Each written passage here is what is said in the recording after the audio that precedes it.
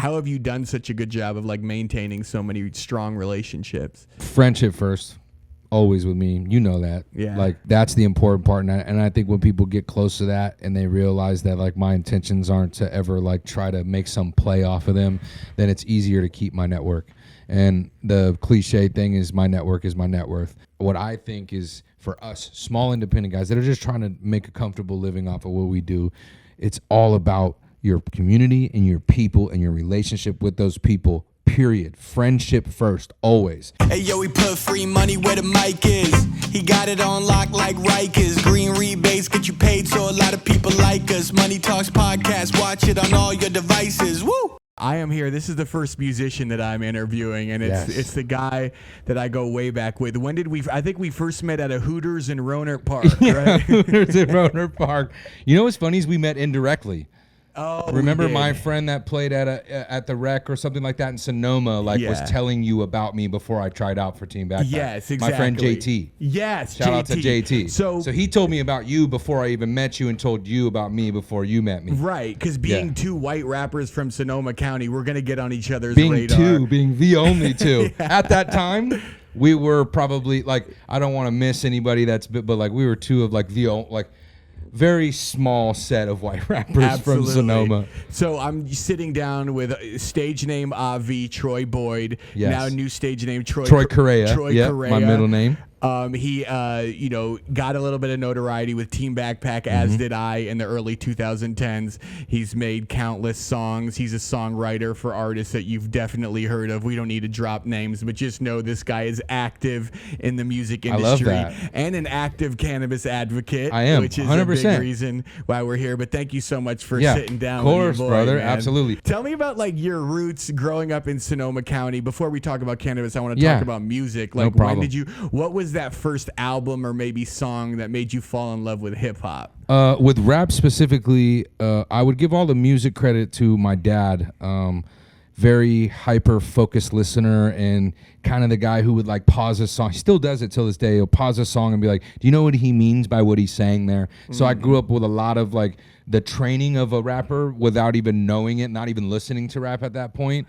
And my mom got me to play piano, which you're also a piano player, which is a much better piano player. But then my uncle, who is only a year and 8 months older than me, D Boyd, who also won TeamBackPack, side note, he moved in with us early on. I think he was 9 years old. And so I was 7.5 at that point. But he put me on a rap. So he brought rap in. It was To Live and Die in LA tape. It was a single tape that had the song and the instrumental on it by Tupac. And I know I just aged myself by doing that, but I don't care. I'm proud of what I grew up on. But yeah, Dennis is the one who got me into hip hop. Gotcha. Live and Die in LA, Warren G's Regulator, and Bone Thugs and Harmony were the first three things that I was enamored by. Got it. By rap at that point. And you got early notoriety being an amazing freestyler off the top. You still do it, and it's helped your songwriting today, being in the studio with a lot of people. You could just throw out ideas, and they're like, how is he coming up with this shit on the fly? How did you learn how to freestyle rap? Was it watching the local battles? Was it practicing 24/7? I'm honestly going to give away a secret. And I want people to know this because maybe I don't want to create another 50,000 rappers, but and I'm not want to. We are somewhat of influences on some people who started rapping. Yeah, not on the Eminem level of stuff or the Tupac level of stuff, but definitely influence rappers. But I used to go on Rhyme Zone, which you know about Rhyme Zone, right? RhymeZone.com. It's just helps you find rhymes sometimes if you're stumped. Well, I would go on that and I would play a beat. And I would just read the rhyming words, with the coolest flow that I can do. And then I would start practicing the sentence in between. So when I learned how to memorize the most rhyming words I possibly could, I then would focus on the sentence. So I feel the reason why my freestyles get people will consider them good is because I always have some weird topic or I'm talking about somebody's girlfriend or something, and then I don't care as much about the ending rhyme words. Those can be as simple as possible for me, and I feel when I try to focus on the rhyme, I forget about the cool part of a rap in the first place. So I got good at freestyling by learning the rhymes, quite literally. like learning the rhymes. Like my mom was big at like putting a dictionary in your hand if you didn't know the definition of a word. Yeah. So I definitely like had this weird like, I don't know, like. So you have an encyclopedia. When you hear a word, you automatically. Yeah, my words. mind. Yeah, my mind. It's almost like at this point it is subconscious, and then I just like it just exists in the back. Like you can say RAM, and then instantly 20 words come to my mind, or 10 words, or even 5. So I'm sometimes when I'm rapping thinking about the 3 sentences down the road. Like I've already figured out the ending rhyme, so I just like do some like filler type shit to get to like a punch while I'm freestyling. Because all you know this because you are the king of the punches. When you freestyle, you do that. You load it. You'll like be thinking in your mind when people. I can see you thinking while we're all rapping. Yeah. And I can see like you're thinking of some like pop culture reference or something that everyone's talking about at that time. You just dropped a rap the other day that was like there was like 3 things in there that were like what's today. Right. You were the king of that. And when I was watching TeamBackPack, and before I tried out, you were the one, and Catalyst were the 2 where I was just like trying to be like, oh, is like do white guys get on it? Because they're all the rappers on there were so fire, and I couldn't find any white boys at first. But then like I seen a cypher with you, and I was like, oh my god, they got a white boy in there. That's fire. Yeah. And I seen Cats. I'm like, oh my god, they got 2 white boys in there. Right. Maybe there could be another one. It's funny when they. When white rappers start to like get in the same circle, we sniff each other out like dogs. Yeah. And it's like two like cats meeting each other for the first time, and we're just And then because it's funny because there were so many rappers in TeamBackPack, but then when you and the other white rapper came around, then all my friends were like, I don't know, I think they like made it such a competition between us, and they're like, I think Obvi got you that time. How are you gonna let him get you like that? You know what's funny is they put us together on purpose in my second cypher. Yeah. So they were like, they had seen, it was after my first cypher, and they put me in with one in you and Young Mar. Yeah. And I know I just veered off of the question, but no, it's all this good. Is what's going to happen between us. Like, you title this one Veered Off because we have no choice. So, so in high school you're a freestyler, you're making music. I'm sure you're dropping songs on MySpace. Yeah. Right? I was like, I didn't really have many on MySpace, but I would burn CDs. Okay. So I had a lot of CDs, and I even had like, what's that? What's like when the girls go like, there's like girls and guys that assist classes. They like pick up attendance and stuff like that. They're called like the TAs or not TA. It's like ASL or ASB. Yeah. So I would have ASB girls take my spindle of CD and like go into the classes that they're like in like sell. Like I used to sell full spindles. Like I would bring a spindle on Friday, 50 CDs, and sell all of them. Yeah. For $5 to $20.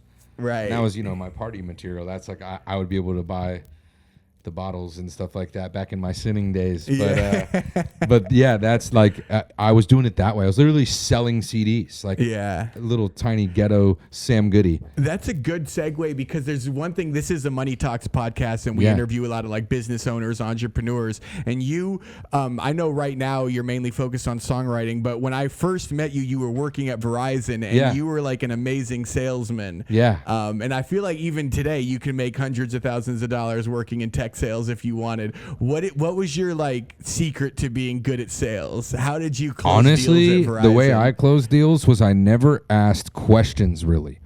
So for example, if I sold you a phone and you were going to get a case, I wanted you to get a case, I wouldn't say, do you want a case? I would say, what case do you want? Wow. Well, that is a question, but it's phrased. It is. Okay. Yeah. I ask questions. It's how you phrase this. This is why I have you here. Right. Yeah, but it was how I phrased my question. So I didn't really, I guess what I'm trying to say is like kind of metaphorically, like there wasn't a question in my mind that they were going to buy a charger, a case, and a screen protector because we made most of the money in your accessories. Oh. So on an Android, you would make $10 to $30 depending on if it was like a Motorola or it was like something that they were really trying to push down somebody's throat. An LG, like a rep would come in for these companies because iPhone had just started on Verizon. It was only on AT&T for a little while, but I got good because I would learn the possibility of a day. Yeah. I'd be like, oh my God, I have to, there's another secret, and please don't get mad at me, everyone, but this is something that I did. So I would take a bundle bucket of accessories, and I would put I would put like a price, $199.99, and cross it out and put the price that it actually cost underneath it. So I would take like a case that was $29.99, screen protector that was $29.99, and a charger that was $19.99. I put them in a bucket, put their actual price, and then a much bigger one above it, and cross it out. So they were thinking they were getting a discount. They were actually buying it for the same price. But those were tricks that I would do. Did you come up with these ideas yourself, or did the you have bundle someone? bucket I definitely came up with by myself. Wow. The other one of like, what case you want? That was just after time. I would be like, oh, every time I ask them, like, do you want a case today? Like, you're almost giving the possibility for someone to say no. Yeah. And I'm fine with people saying no, because like the whole like corny metaphor of like four no's and a yes is a yes. Yeah. Like, I get it, but I definitely believe that when you trigger in your mind the part of it that won't take no for an answer, you start selling beyond your, and especially in Sonoma, I was in your hometown. Right. There is a significant amount of, people over 55, and a lot of them don't really know how to use cell phones, but a lot of them are like well off, and they're in the wine country, and so they're just in this area where probably the average median is like $100,000 or something. So an easy place to make sales. So I do credit a lot of it to just people having the money to spend. Right. Because sometimes there would be customers that would just come in and be like, whatever I need. Like, I want an upgrade, whatever I need, and just hand you the card. Yeah. There's a lot of bored rich people up there who just like want to be entertained, and I would even see you sell to people, and there would be people. There was one guy I remember that would come in, and he didn't need to come in. He could do all this stuff online, and I don't think you were making any money off of him. And I remember one day you told him, you were like, you can do all this online super easy. You don't need to like come in and see me. But then he was like, I just like talking to you. Yeah, and you know what? I ended up becoming friends with that guy. Oh yeah, and that's my boy's dad. Yeah, and he used to. So we ended up becoming boys, and then he actually ended up selling me. Oh wow! Yeah. Beep. That's crazy. So let's talk about that. When I ended up selling him a phone. I ended up flipping him. He came in for something. Yeah. And I ended up being like, oh, what phone do you have? That's the question I would ask. What phone are you using? I don't care. Okay. Man, I don't care if you were coming in to pay a bill, brother. I was going to try to get you to buy something. Yeah. But anyways, he ended up being a good friend. Nice. I've seen him quite often after that. So when do you, what impact did cannabis have on your music career? I mean, when you think about cannabis, you think about weed and music, it's like this perfect marriage. Every studio I've been to, if I don't leave the studio reeking of weed, then I'm like... It's weird because you'd have to credit, 30 years ago, 40 years ago, the 60s movement is probably where it started becoming such a thing that like it kind of lost it had so much evil behind it for so many years, and people didn't understand it, and there was reefer madness and all these smear campaigns, and then it got to a point where like people were just like out in the streets smoking it, and then it got to San Francisco, where San Francisco was like I think the first place to decriminalize it or legalize it. And then so where we're from, you kind of just grew up with pretty much a good majority of your town's income comes from stuff like that, like maybe not us specifically, but like a little bit north of us, like Humboldt County and the Emerald Triangle and all that stuff, or whatever they call it, the Golden Triangle, Emerald Triangle. Yeah. Their whole town ran off of that kind of stuff. But it had such an influence, not even the smoking of it, just like what came with it. Just like it's almost like you just have to know. It's not even really explainable. The culture is so cool, like the clothing that people that smoked wore, and just the attitude, because I feel like for a lot of people, it'll loosen you up and allow you to be a little bit more of a free thinker and less confined in your own mind. So as an artist, when you use it, or even you're around it, or people that are using it, it gets your mind in a different place. So when you're rapping, you're almost every rapper that you have that's on this wall and are telling either stories about their real life or something else, or some character that they have, or it's like a way to reach somebody. And I just feel like cannabis has such an important part of that. Like it just does. Like I name a rapper, and I'm pretty sure that they've either used it back in the day or still use it today. And it's created billionaires that are artists that we know of. Like Burner is a billionaire, or worth has a what is it called? Net worth. His net worth, or his evaluation of his company. Like that's awesome. That kind of stuff happens from cannabis, and like I feel like guys like Snoop Dogg who really shifted that culture, like kind of brought the like he could do anything. Like he's a judge on the X Factor or America's Got Talent or something like that. Like usually the people who smoked cannabis were like kind of not shunned, but like kind of shunned out of like normal society. Oh, that pothead, you can't amount to nothing, and then you just don't realize like a lot of like stoner rappers in the 90s. It was like Cypress Hill. Yep. Mainstream rappers would reference it, but it wasn't like a part of the culture. It was underground. That's a good point, bro. It wasn't because Cypress Hill was definitely popular in the 90s, but like, they were major, but they had just had like this cult behind them too. And I feel like cannabis creates that kind of fan base. Look at the Wiz Khalifa fans. Yeah. Look at the Burner fans, look at the Cypress Hill fans, and look at the Snoop fans. They're like a different type of fan.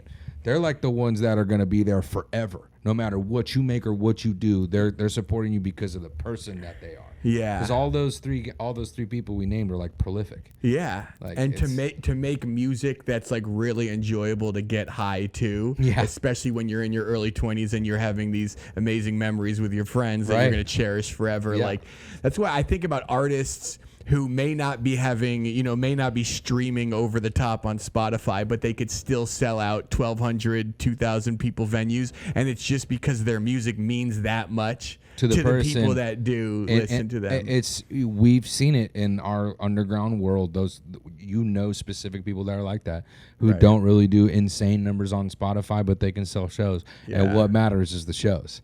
Like the streams are one of the overrated parts of the music industry. Right. And the monthly listener number, that's a metric that needs to go away. Yeah, and it, honestly, because there is importance behind it, whether you like it or not. But to be totally honest, like I like to see big numbers there. I like a song to do good. Right. Like we had some success with our first collab with it getting good numbers on all platforms. And we released it a decade later, and it still streams pretty decently for like being a song that's from 12 years ago, 10 years ago. Yeah, that we don't push, that we our video came out a long time. But that's proof we kind of had that style of fan base in our respective areas where people would support us. And so I think it's more important to focus on the culture side of things. It doesn't have to be cannabis, but it'd be a, what do you call it? Like better if it is, I guess you could say, because most people like it. But focusing on the culture, focusing on the culture first, generally is the best way to go about. You're trying to sell a business or trying to sell a character or someone to somebody. It's like trying to focus on the people more than focusing on like. You know what I mean? All the glamorous parts of the music industry, like how cool you look or what kind of clothes you're wearing, or like I was even worried on my way here. I was like, do I need to go home and change? And I'm like, you know what? No, I'm going to talk to E-Money. This is what I have on right now. Like, I'm not going to get caught up in that part of it. Yeah, and no one, very few. We're in the growing Doesn't phase matter. of the podcast. This is gonna get 70 million streams in the first day. So when you have released, like since you started making music, let's say like early 2010s, you've made a few songs that streamed really well with no push behind it, just organically. Blue Light organically got hundreds of thousands of views, and it was like an underground hit. It absolutely was, and it still is to this day. Like, and then you made other songs. You made songs, Cups of Coffee, all the was another one. Family stuff you did, and then the newer stuff that you're doing. What do you like out of the songs you've made that have found success? Did you know in the moment, like, were you like, this song is going to change my life, or were you surprised by the results? I'm always a little surprised, but the Blue Light I felt because two of the biggest rappers on that platform were getting together. I was like, this is going to happen no matter what. Automatically, it's going to people. So I knew people are going to click on it. I didn't know it was going to be as successful as it was. Cups of Coffee, I knew for sure. Like when I walked in to Melvin and Kat at Melvin's house, that beat was playing. Kat was like working on a verse in the corner, like right behind him. Yeah. And I walked in, and I swear to everything you can ask Melvin or ask Kat. I like walked in, and within the first like minute, I was like, wake up in the morning, make a cup of coffee. And we got so excited about it that Creighton's house, where everybody used to record, was right down the street from there. And I went right down. I'm like, I got to record this now. So we recorded that now. And fun fact, if you listen closely in the back of the song, LBZ is doing doubles. like while in the song. Yeah. He's like, po up, Yeah, po I up. know, Yeah. So he's a little hidden secret of Cups of Coffee. But Yeah. I knew that one would do well too. The new stuff I didn't think would do. Like I was coming back after not dropping music for so long. It was the first solo music I really ever released since Alien Family. And Wrong Way ended up doing well. Yeah, And then that I got one Nicky, slaps. who was buzzing. He's buzzing, always. Like always being able to do good numbers. And I got him on the second song. So like, and then it started to slowly slope. So Yeah. and then I just dropped a folk song, and then that one did well. It's like this industry is so volatile. It feels like a cryptocurrency. Yeah. I feel like every rapper in the game right now or artist in the game is like a new coin, and it's like sometimes your coin is up, and sometimes you just tank off the face of the earth and question your whole existence as an artist. Man, it's so hard. It's hard when you're independent too, because like when you're just alone in your room, and of course you have the support system, but like putting out a song back in the TeamBackPack days, and I would put out a song, I knew that there was like I knew that it would get at least like 1,000 streams in the first few days just because TeamBackPack would post it. Right. So it was almost like having built-in distribution for free. Yeah. They helped a lot with the Cups of Coffee thing because one of our videos went viral on their page. So that exactly. Give me 1 second. I'm gonna just make sure it's still. All right, perfect. That's my biggest fear. So, and this is, a lot of like small businesses can relate to this because you that's what we say. It sounds weird, but like us as independent rappers, we're small business owners. Yeah, right. You even have an LLC. Yeah. But being a small business that has pivoted so much. I mean, you were like a lyrical mastermind in the early 2010s. Now your stuff's it's melodic. You're doing a lot more singing, and now you're doing folk. Like, what's the reaction when you make these? How hard is it to pivot? I got a few really angry TeamBackPack fans. And it's funny because I posted the first rap song I've done in a while on Snapchat, my little secret place. And all of those like specific fans who I knew were like angry that I was switching were so happy. Like, I'm glad you still do it. Dude, this is fire. When is this dropping? So, but anyways, I feel like the transition was smooth. I gained a lot of new fans too, which is, like we have a predominantly male fan base, and just to get like a lot more of the tastemakers, which are usually women, into your fan base was nice. But a lot of them transitioned over with me. A lot of the rap fans were like, bro, we just like you. And that would bring me back to like the culture thing. It's like I've sold a t-shirt off of my back like in a live before because like some of the I don't not respond to people, and I always like I've met some of my favorite producers in the world. My engineer now, and one of my favorite producers in the world, and the guy I produced the Bryson Tiller song with, it hit me up in a DM, like because of TeamBackPack. And so I feel like the transition was easier because I was always one with my fan. Like I talk and I almost reply to everything. Yeah. Like almost everything, like 85% to 90% I reply. I don't miss DMs and stuff. That's a big part of your brand is people feel like they're your homie. Yeah, they feel like they're all rappers too. A lot of them are rappers. Yeah. But like that's cool with me, bro. I'll be the rapper's favorite rapper. I don't give a fuck. So when a rapper who is very new and, for lack of a better term, is whack because he's new, sends his stuff to you, because I'm sure you got that. I get that all the time. Like, hey, can you give me feedback? This is my new song. Definitely. And it's pretty bad. Like, how do you respond? I respond in the friendly, critical way. So I'll be like, I'll find something good. I mean, rarely does someone send me something where all of it is bad. Right. But I'll be like, oh, I like what you're talking about here, but like your flow can use a little work, and I feel like you can slow down a little bit. Or, I'll be like, when we were judges at Backpack one time, like there was people were getting ripped into, and then like I had to be the nice guy because I just couldn't see people get like, because when you're coming up, you kind of want just any encouragement you can get. And like, sure, like in my opinion, like if you don't know that you're so bad that you shouldn't be doing it, like then that's on you, and I'm not going to be the one to come here and rip you up. If your closest friends aren't telling you, or your girl or your parents aren't telling you, then I'm not going to do their job. I'm not doing their job.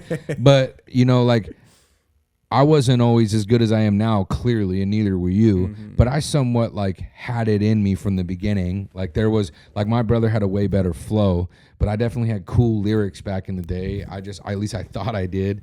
And so I just feel like you should know. Like you should definitely know. There's definitely signs that you should be doing it. But I'll try to be as nice as possible because you never know. Like there is a couple examples. I won't even give the specific names, but there are a couple of people who hit me up back in the day where I was kind to, and they ended up blowing up.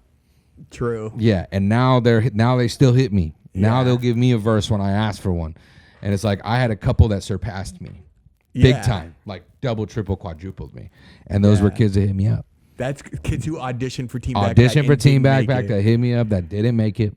And now they're snapped off. I mean, it makes sense because maybe 2,000 people would audition for Cypher for like 8 spots. Yeah. So that's almost 2,000 people. Out of those 2,000 people, there's only ever like 20 really good rappers. Yeah. And out of there's only 10 that are good enough to be on. And out of that, there's only 5 that make it. Right. Or 4 that make it. And chances are that the people who do make it maybe aren't the people who won the Cypher. Exactly. You know? And dude, one of the guys I cook with, do you remember a rapper by the name of J-Zack? He kind of snapped off now. Oh, So he snapped off. Wait, now. he auditioned for TeamBackPack? He auditioned for TeamBackPack because No I ended up meeting a way. guy that came down with him. I made my favorite folk song that hasn't come out with Rocky. Rocky actually, and all of his friends, I think they came from Salem. Yes. They came from like that area, like deep J-Zack's east. from New Hampshire. New Hampshire. Yeah, so he's they fire. all came from there and tried out for TeamBackPack in LA. And then like me and him had this moment where I was like, bro, I was a judge at that specific one with Flawless and Billion and Kat and Jeff. And I just thought that was so cool. How did he not win? He's like an insane He was lyricist. different at that time. Got like it. sometimes it just happens. Like Right. plus chapped lips, hot in LA in a warehouse with no AC and no water and just things that were just like insane. Like it is so difficult to listen to 500 rappers. Right. And so we might have missed a couple, but we found guys like X and we found guys like Toxic, you know, and so we found people that in that specific one that were lifetimers. Yeah. But yeah, it's I know I'm again title this the Veer, brother, because we're gonna One day there's gonna be a documentary about TeamBackPack. Yeah. And I don't know when it's gonna happen. It could happen in 30 years. It could happen in 5 we'll years. probably fund it because every Yeah. time we get together, we can't help but to talk about it. But this is about music, so we Well, got to talk about it. Yeah. Well, I just want to know, like, for those watching who don't know, the TeamBackPack Cyphers, it was a moment from like 2010 to 2016, let's say. Yeah. And it broke a lot of rappers. And it was a way for rappers to just showcase their raw talent in a 16-bar verse. It was well produced, live studio audience. You had one take, and we would find rappers on the internet, all over the world, and they could change your life. If you did one TeamBackPack cypher and people responded well to your verse, all of a sudden you had a new 100, 200 people who were asking, maybe 1,000 people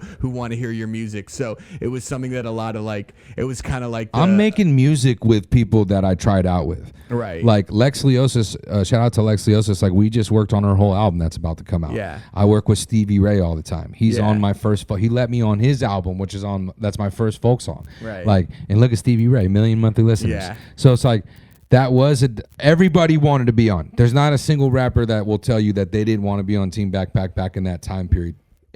But we missed a lot of really good ones. And I'm happy that God gave them their path and allowed them to go do their thing and watch them succeed, because it almost felt like a cult, and it almost felt like we thought we were kind of like super dope because we were on the TeamBackPack stuff. Right. And so I'm just happy to see people that were probably like, if I would have never made it, bro, I would have been broken. Yeah. That would have killed me. I probably would have quit. Totally. So I just, it's important. And, fast forward to now, you still, like, one thing that's impressive about you is, like, the relationships you have in music. Like, you've done such a good job networking, cultivating relationships, and we all know how important that is for small business owners. What's your secret, or, like, how have you done such a good job of, like, maintaining so many strong relationships? Friendship first, always with me. You know that. Yeah. Like, I don't need anything from you guys. Like, if all we ever do is meet up and watch a high school football game together, or share a pizza, or watch a movie and just do stuff like this and just talk to each other, I don't care. Like, that's the important part. And I think when people get close to that and they realize that, like, my intentions aren't to ever, like, try to make some play off of them, then it's easier to keep my network. And the cliche thing is, my network is my net worth.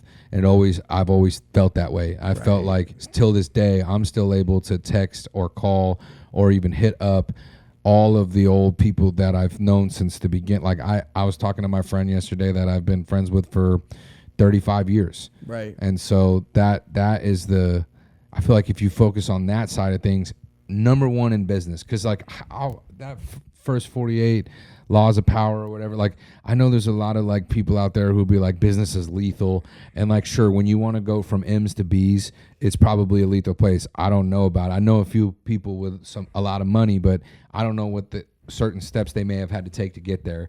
But what I think is for us small independent guys that are just trying to make a comfortable living off of what we do, it's all about your community and your people and your relationship with those people, period. Friendship first, always.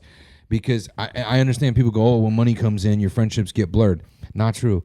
Because I've made money with my friends. We're still friends. I have 2 roommates that are two of my closest friends. We have a studio together. We've been making music with each other for years in LA now, writing and producing for big artists, small artists, medium artists, whatever. And money maybe made us disgruntled here and there, or we felt like we needed more, or someone should have got less, or whatever it is. But because we were friends, we were able to talk about it. In business, if you're not friends, you can cut somebody off with no emotion. Right. And I don't want business around me that isn't aligned with good intentions. I feel like that most people out here have bad intentions, right. Or have money motivated intentions. Right. And the root of all evil is money, but it's actually it's not money itself. It's the love of money. So like if you're so obsessed with money that you don't see clearly, like, okay, go get your money. I'm not like, whoever's like a hustler out there watching this, like, do your thing. But for me personally, my network is still intact and maintained today because I focus on them, period. What can I do for you always? And then every now and then I'll call them and ask them, hey, I actually need you, for something. Just recently I asked Nikki and Billion to mob up to Big Bear with me and film something. They did. Nice. No questions asked. And it's because I've done, whatever they asked me. Yesterday I went with Nikki to get his merch taken care of. Like, you try to keep your network like friends, you know what I mean? Like, let's go out to have a sandwich and talk about the Raiders. Right. And then when it comes down to it and we get in a studio, our chemistry is going to be like 2 brothers. And then we're gonna want to make the best thing in the world because we respect each other, Right. So it's the foundation of friendship and just actually taking interest in. I don't care what you could do for me. I don't care how many streams you have. Right. Like if we click on a friendship level, then who knows what could happen. But like, let's focus on the foundation. Foundation first. Interesting. So. That's you talk about the studio and being in the studio with so many artists. As a songwriter, as someone who not only makes your own music but writes songs for other people, what's that moment like when you're in the studio with an artist for a first time and you're trying to feel them out? What are like the biggest challenges of like working with an artist for the first time? First, establish who they listen to like on a regular. What they're going for, like what kind of, like most people will come in and have like references, but then we hit them with like the light joking, just kind of like try to vibe like on a friendship level, and then just try to embody them. Like, what are they about? Usually it takes about 1 session to either win somebody over or never work with them again. But most of the time, me and my team, we'll link up with you. We'll make a really good song with you. Maybe something that you didn't expect to make or whatever, and then we'll learn like what you like, your ins and outs, and then we'll take that, because the freestyle, that's where the freestyle mind comes in, is like we can move so quickly on melody and on lyrics that they thought they would barely walk out with a demo, but they walk out with 2 full songs. And so that's where I think we win them over. I think that's where songwriting is. That's how you learn the artist. Like, you got to impress them. Right. So they're going to come in and we're going to show them that we can make music like on the spot right away, no questions asked, and then that's how you get them. Okay, hypothetical situation. Yeah. You write a song for yourself. It's supposed to be for Obvi, but a major label, like a mainstream artist, hears it and wants to give you $100,000 for the song up front, and you get points on the back end. Are you taking that deal? Yeah, every time. Even if you know that song could change you don't know for sure, but you have a... Don't care. Yeah, I'll give it to the artist. Wow. Want to know why? I'll write another one. You have to, bro, what do you think Tom Brady was sitting there like, maybe I'll go to the playoffs? No. He was like, I'm going to win I'm going to win, and I'm going to go to the Super Bowl. Right. He went to 10 of them. in 21 years. He pretty much spent half his career in the Super Bowl. Yeah. Or 22 years. I forgot exactly how many years it was. But for a Raider fan who I think we've been heartbroken by Tom Brady more than anyone else because of the Tuck rule. Brother, because that should have been like we should have won. That was our route. Yeah. I had hate for him that you couldn't even. You'd be like, why do you have? When he went to the Buccaneers, I changed everything. But I don't have that mind state. My mind state is I can write a better song every time that I write. I don't always do that. More times than not, I don't do that. But I have the mind state. I'm like, bro, I'm just going to make another one. Yeah. And $100,000 with some points, like, bro, I have given a song to a major artist and I got $2,500. Yeah. You know, it's like, I'll take that too. Right. But it's like, yeah, of course. Music is, bro, you're supposed to be able to, like, have no attachment to it. Like, I don't like to get personal. Like, I don't like to be so guarded with my music that I can't share it with people. It's like, that's why, even though I songwrite for people, like I have people come write with me too. Right. Like I'll have Wyatt come and do songs with me. I'll have Nikki work on songs with me or Billion work on songs with me. I would love for you to come work on songs with me. I'll sing. We went to a writing camp in Arizona recently, and there was 2 rooms. I was like in one room. It was each person got their own day of the camp where everybody's making music for that one person. I went in one room and I'm like, hey, can you guys just like make me a full song? Like write every lyric. Like I won't be here for this. I'm gonna go in the other room and make another one while you guys are making this. I came back, they had the whole song written, so I just had to cut it. And then I add a little bit of my own stuff or change a word here and there. But like Lex and Stevie wrote me a whole song, and I'm gonna cut it. You know, it's like I don't care if the song's good. Like we're riding. That's so cool that it's structured like that. Every day is focused on one artist so cool. at a time. I want to do something like that. Like, I didn't pick the roster. I love these people. Like, I love making music with everybody there. But I'd also like to do one where I pick a roster, too, and involve some people that I would love to have there. You know, like, I really feel like we can benefit off of that and take our business to another level if, like, we combined superpowers and just, like, brought in a few auxiliary players that weren't there that are, like, will level it up even further. Totally. You know? So, like, doing a writing camp together, me and you, that would be insane. Yeah. We just go to Big Bear for, like, 2 days, bring some setups, and make some songs. It's the best shit ever. Yeah.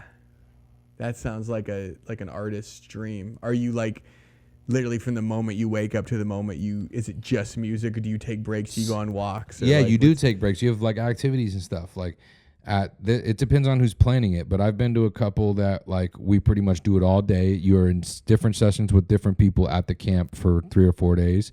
And then the last one that I went to was in Sedona, and we would wake up, me and Lex would go to the gym together. We would get back, make breakfast, eat, like hang out around the house a little bit, like vibe, and then we would do a team activity, which is like a number of things. Each person that was there got to pick an activity for the day, and then we would like work on that, like get closer together with that kind of stuff, and then start sessions at 5. Go from like 5 to 10. 5 p.m. Yeah, like we wouldn't even go crazy. Like we made 21 songs or 22 songs or 26 songs or something like that, and we just did, bro. We didn't even go past 2 o'clock, not even one night. Wow. And then we had a lot of fun. Like we were just like more focused on what? The friendship and the relationship. Right. That's why the music was good. That's why we could do it. Right. You know.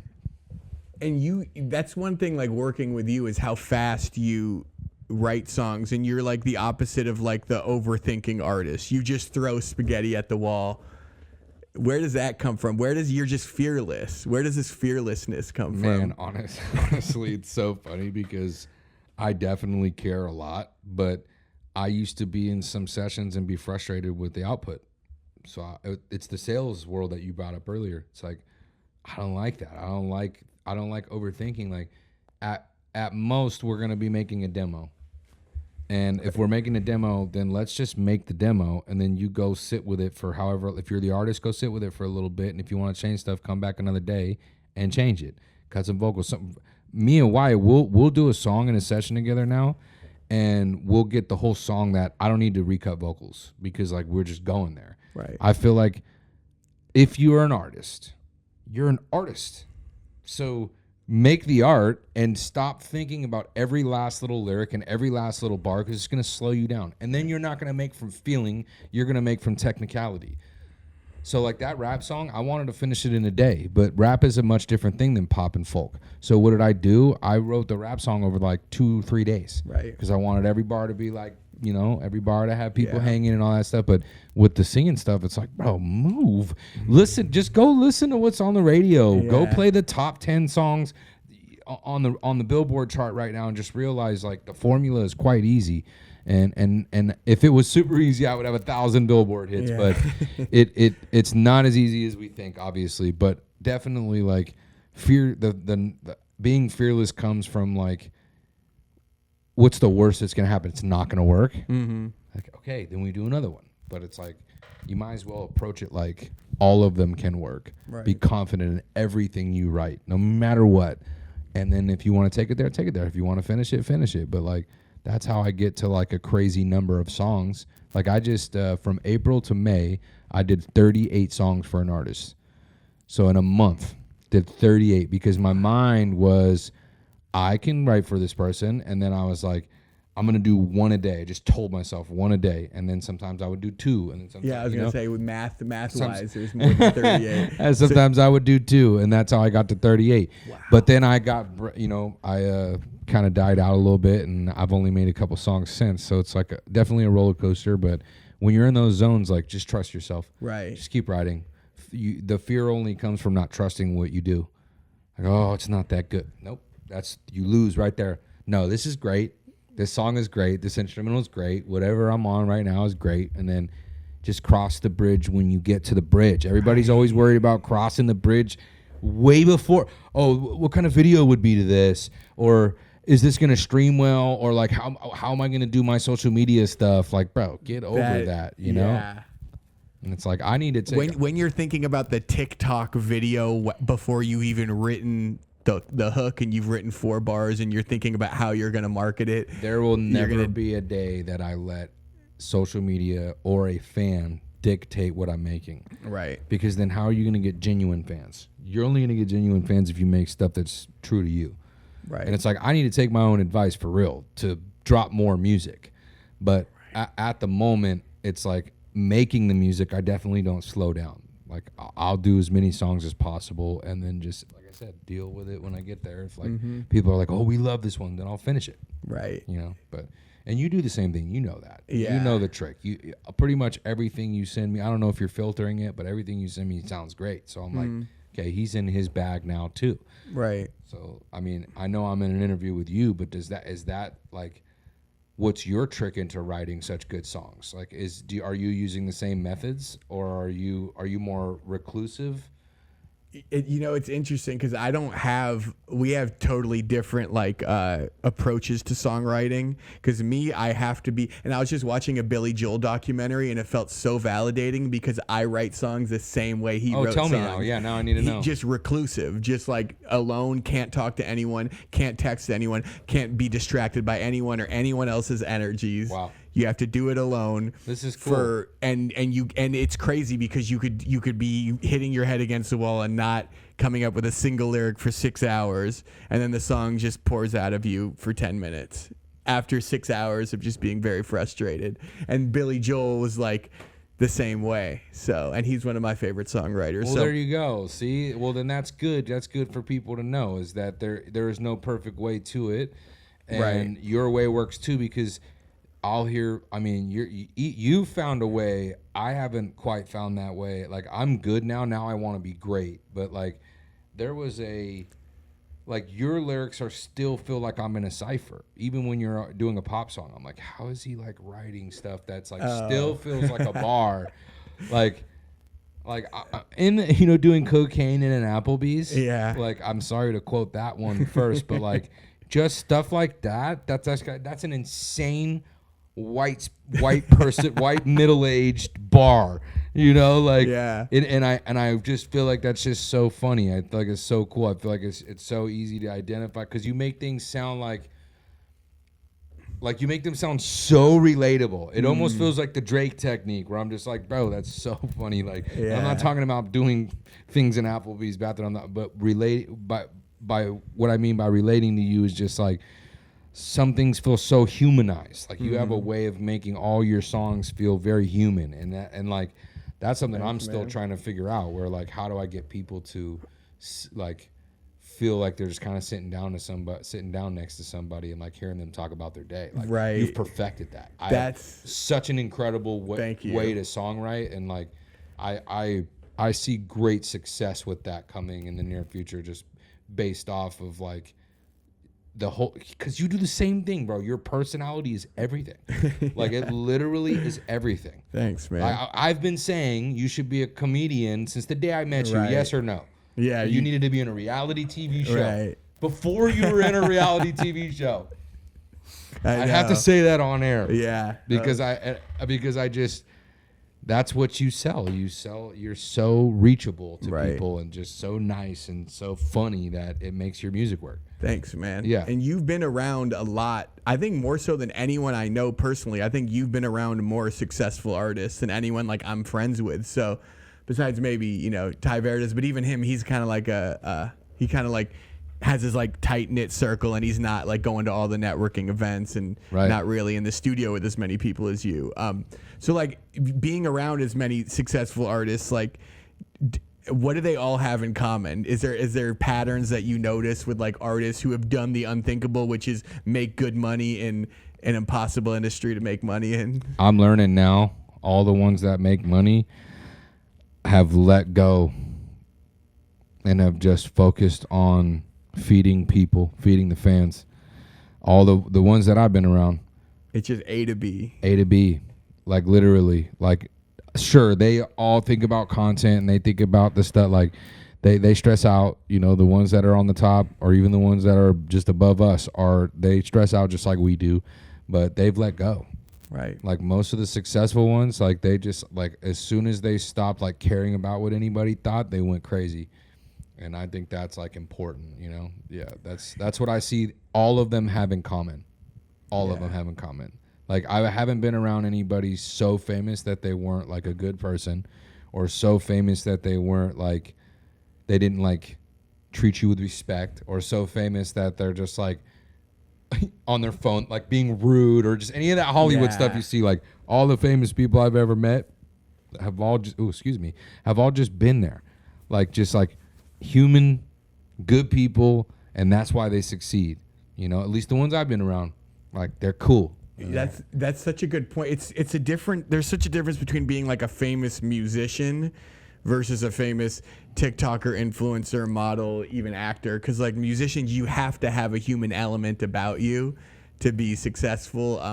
Because I've been around a few successful artists, but I feel like I've been around more like just in being in LA and on reality TV. I've been around more like of the influencers, and those are the people that if there's no one in the room that could help them, they will literally just be on their phone. Like, that's nuts. Yeah, influencers are like a new type of famous. So but that's nuts. I've been around a couple, and I couldn't stand it. It's like we're not even connected with each other, you know? Yeah, and that sucks, but that's okay, because like I'm not gonna like judge somebody because they are how they are. Some people are so insecure and so trapped up in that world that they don't even know how to get out of it. So I have empathy for them. I hope that they make it out of the little vortex that the music industry, movie industry, anything attached to entrepreneurship is always going to come with stress, and it's always going to come with doubt, and it's always going to come with insecurity. But the ones who tend to let go and kind of like just keep going and shooting shots, those are the ones who always make it. The reason why I've had any moments of like plateau or almost freezing up and like not knowing what to do is my own doing. Literally has nothing to do with anybody else. It's like I stop myself from succeeding sometimes, you know, seriously, out of fear. We have all the tools. Like, we need to remind ourselves, because not to age ourselves, but we remember how hard it was to just make one song and put it out. Like, you know, we used to, and then shooting content for the song. I just did a TikTok, which I thought was very underrated TikTok. It was about great. How for one piece of content, what we had to go through. Shoot the music video. Yeah. You're in like some field, even doing the blue light video. We went to Tahoe. we did 2 separate shoots of the, and then one just we to had get to scrap. one video. And now today, me and you can go shoot 7 videos on a rooftop, cut them all down. Like, we do have the tools. You're absolutely right. Yeah. So this is almost like the accountability podcast right now for me. I'm going home and I'm just like, oh my God, E-Money's right. I got to think about this. Well, I have to give myself and remind myself that. And also, like, as silly as it sounds, your TikTok algorithm, it really does kind of like shape your thinking. Like recently, I just liked one Gary Vee video. Oh, he's there now. Oh yeah, you're locked in. He's just screaming. What are you going to talk about? I love him, dude. I love him. He's God annoying, bless that but dude. He's great, and he's right 99% of the time. And he knows he's annoying, but he's annoying in the right way. Yeah. Like he's the type of dude who's just like, bro, get up. Like he's not annoying in the sense of like that's annoying. He's annoying like, all right, I'll do it. But I wish I had 10 Gary V's in my life because that guy gets it done, bro.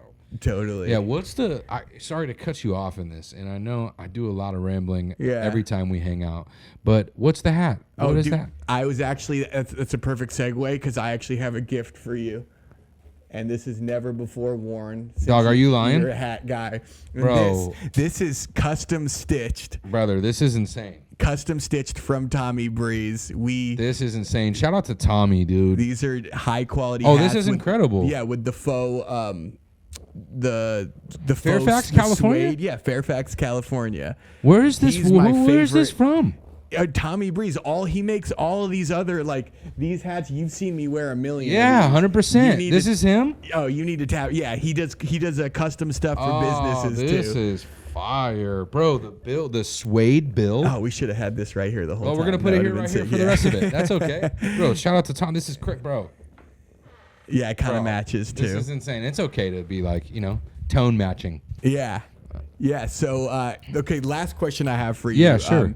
Is what advice? Because you've seen ups and downs, and I'm sure there's moments where I have these moments where I'm just like, we even talked about this on the phone, where we're just like, is this even worth it? Like, at what point?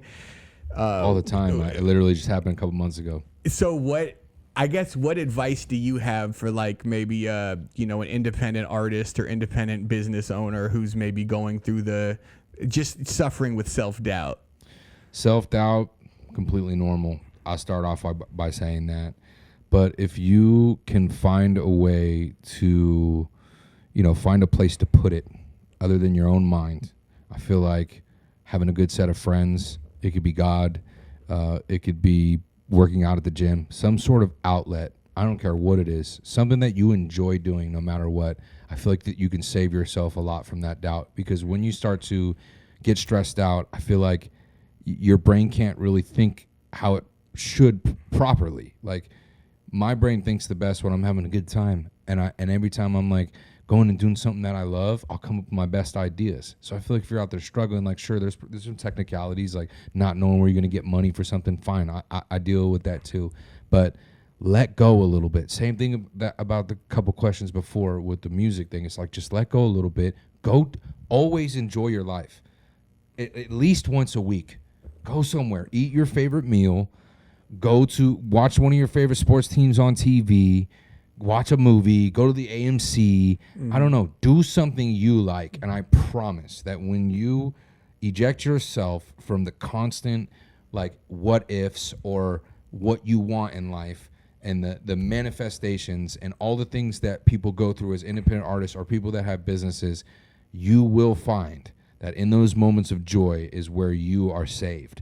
It's when you start noticing all the things around you that are actually a blessing. So I came in here with stuff on my back, but I put it somewhere, and I always have somewhere to put it. And in that way, when I'm out enjoying myself, I'm like, that's when, man, my notebook is filled on those days, man. Right. That's when I really get excited about what I'm doing. And I remind myself why I got in this, or remind myself why I do music or why I songwrite. It always comes at the time of joy. I always hear people say you got to go through struggles to get to the blessings, and although that is true, you're either in a storm, coming out of storm, or preparing for another one. And I feel like the minute that you like kind of find your way into a calm, happy place, you go to your happy place, you'll succeed. I promise. Like no matter what succeeding looks like to you, it could be a ton of money. For me, I've made some money, but I haven't made a ton of money, but I've succeeded in certain things that have kept the joy alive. making me have a good time, make me continue doing what I'm doing. So find joy. That's my number one advice. Find joy. And if you can find that, then, and it's pretty easy to find. People think it's like super hard to find. No, I promise you it's not. Go to the Goodwill and find a good t-shirt for $2.99. That'll bring a smile on your face. Yeah. Go get a Costco hot dog. That'll bring a smile to your face. I only spent $3.58 for an ice cream and a hot dog. Joy. Right. I'm grateful. If you woke up, grateful. If you have a place to stay, grateful. If you have people around you, grateful. There's things to be grateful for. Right. You know? And if you don't have those things, hit me up. I'll be a friend. Totally. It's like we have the opportunity to just get in the car, go to a neighborhood or a city that we've never been to before, park our car, walk around, go to a shop, buy a dumb hat for $5, eat at, a mom and pop restaurant. And that becomes a core memory, doesn't it? By ourselves. You want to know the number one thing I got from my first writing camp? Bobby D's Diner. Bobby D's Diner. None of the songs came out from that camp. Not one. We made 20-something. Not one was released for any artist or anybody at the camp. No way. But we had the greatest breakfast at Bobby D's Diners. And I found joy in that. In Sedona? Or that one was in Parker, Arizona. Oh, wow. That's and so it's cool. not open anymore. But shout out to Bobby D for giving us that great experience. But that's just to piggyback off of what you said. Like, you're finding experience. You could just literally, bro, we can literally get off these mics right now, go walk down your street and find a park to chill. And just, I bet you we have some jokes and then we come up with an idea. We always come up with ideas in those times where we're just relaxing and, you know what I mean? That's true. Stop stressing so much. Yeah, that's true, because songs can come at any time as long as we have open minds to, as long as we open our minds to the idea that like a song could come at any moment versus just like, it's tough because it's necessary to say, okay, I'm setting aside 6 hours to write a song. Right. And I've had the most success in those moments, but also people have a lot You're of success. so good under pressure, though.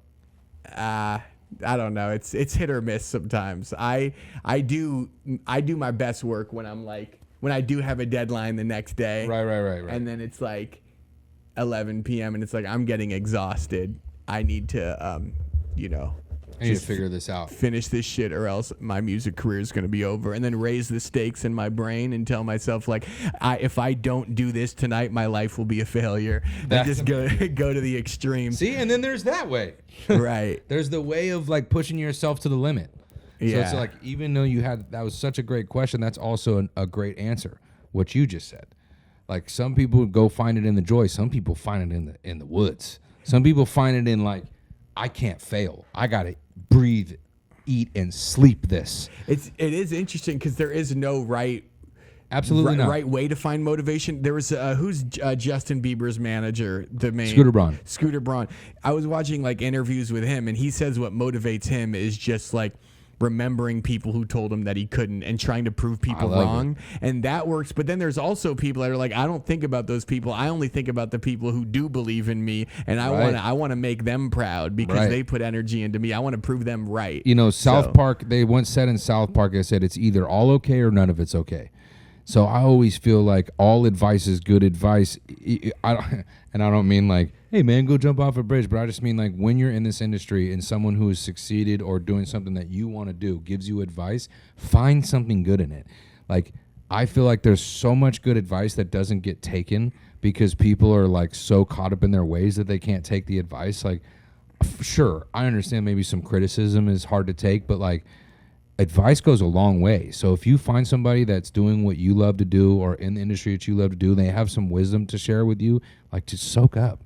Like, there's a difference between listening and hearing. Like, I can hear what you say, but if I'm listening, like, I might be able to some of my greatest bars come from conversation that I had with people. Same. So it's just Blue Light, the bar that the one bar that changed my life as an MC, I didn't even write. I got it from a dude who I asked for his advice. Dan Dibley is actually a co-writer on Blue Light, the sports broadcaster. You're talking about Dan Dibley from 95.7? Yes. Listen to this. This is a good story. So I was an intern at Comcast Sportsnet, and I had known Dan Dibley because he had me on the show when the A's song kind of blew up. And then I met him. So then I see him Forgot about that moment in time. The A song. Yeah, that okay, was go, amazing. go. So then I see him when I'm an intern. I'm like, oh my God, Dan Diddley, it's so good to see you. Remember? He's like, oh yeah, what's up, E-Money? And then I'm with a row of interns, and I was like, hey man, these are my fellow interns. What did we want to be where you are? What's your advice? And then he says, the only ones who quit are the ones who never made it. The only ones who don't make it are the ones who quit.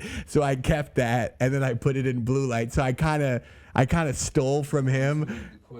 Who never made it. Only the ones who quit are the ones who never made it. Was basically, I was paraphrasing advice I got from Dan Diddley. The coolest thing ever, and I'm finding this out 11 years later, and I'm happy with that. Yeah, that is incredible, Even bro. Tulum, dude. I was interviewing a dude for. I'm glad you brought that up because now I'm that's like, my damn, favorite song. My best lyrics come from just being in a conversation and just listening. Tulum, I was interviewing a guy for a dating show because with reality TV, and I was like, what frustrates you the most? What's something that women do that frustrates you the most? He's like, when a girl goes to Tulum and doesn't tag her sponsor. Like, who bought you that ticket, girl? So it just kind of stayed in my mind. And that poor guy. Dope, dude. That's a great writer. Everybody that's watching this right now, that is a massive key to writing. Is listening. Mm-hmm.